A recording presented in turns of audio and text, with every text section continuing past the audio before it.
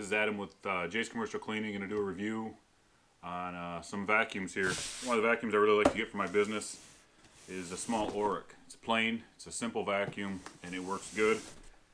Doesn't lose suction for a commercial environment. I know there's a lot of other vacuums out there that work probably better, that have attachments, but they just can't take the day-to-day abuse that I put them through. Loading them and unloading them in a van. This vacuum has been great. I just ordered more of them to get them out in the field to work. We're going to open this one up, get it together, kind of show you some features that I like about it and some stuff that I don't like about it. So let's get this box open, get this vacuum put together.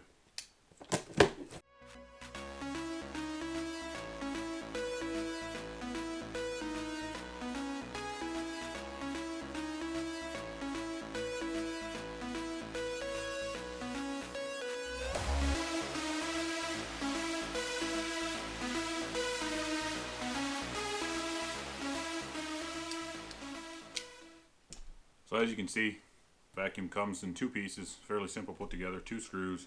Remove this little plastic piece, it says remove right on it. Don't need that. Comes with a nice size cord, it's 35 foot cord.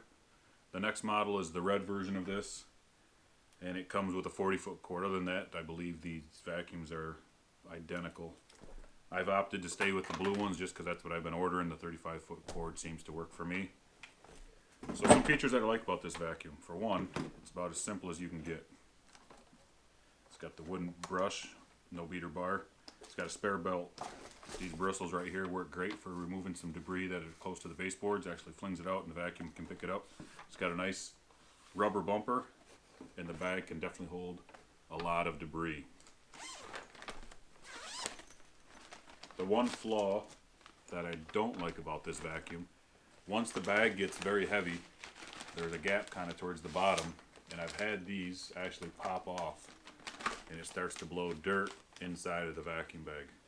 One of the things I've done is I've bought a sponge, maybe like a 6 or 8 inch sponge by 4, and I've actually put a sponge in the bottom, kind of keep the bag elevated so all that weight, once it fills with dirt, doesn't tug on this as much, and that's been a great solution for that. I use that in almost all of my vacuums. So that's one flaw that I don't like, is that situation. I've never had an issue with these clogging. I do suck up everything from, we have a couple accounts that have a lot of dirt, a lot of debris, other ones that have a lot of salt. A little bit of everything. These vacuums go over the runners in the entrances great. They don't suck them up, they don't get caught in the vacuum. They vacuum them great, they come out great. Every time you do a pass, they look great. Works good on commercial glue down carpet. Normal roll-out commercial carpet. I've yet to have these vacuums fail. The only thing I can complain is there's no onboard tools, but it's a sacrifice you have to make. Some of the other vacuums, I'll do some reviews on those that have the onboard tools, have more flaws and more things that I dislike about them than what I would rather deal with, opposed to just having this simple vacuum. It's easy to operate, it's light. People can unload it and load it from the van, carry it into an account. Clean an account well, it works great. It's a narrow head, fits underneath chairs, actually lays flat if you want to get underneath office chairs and that, underneath the desks. All around, this is a great vacuum. I can't complain. We have, I think, 8 of these out in the field right now that get used every day, and they do get beat on, and they hold up. The only issue that I find down the road is once these bristles start to wear out, they do get hard to push. So I've also ordered 4 more of these bristles, 4 more of the roller heads, and also some spare belts. So once they do get hard to push, I ask the employees to bring them back. I swap out the roller brush, throw a new belt on it. It's kind of a little tune-up, and it's back in action again. Keep an eye on the wheels, make sure those roll good. Other than that, this is probably one of the best vacuums I've used without going into the $400 or $500 models that I just can't get myself to part with the money for the reviews that I've read on them. Some of the reviews for the dual motor vacuums, they tip over, they're top heavy, they get clogged up.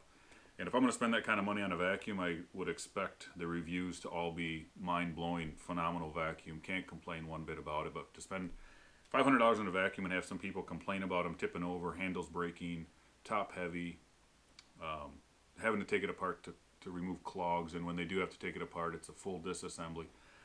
I just can't get myself to spend that kind of money on a vacuum at that price range with those type of negative reviews. This one I'm sure does have some negative reviews if you go on there, but for the price at 136, I think I paid for these. They work great. They last. They do take a beating, and the bags hold a lot of debris. The other ones have the bag where the suction draws from the bottom, and I'll do a review and I'll kind of explain to you what I'm talking about.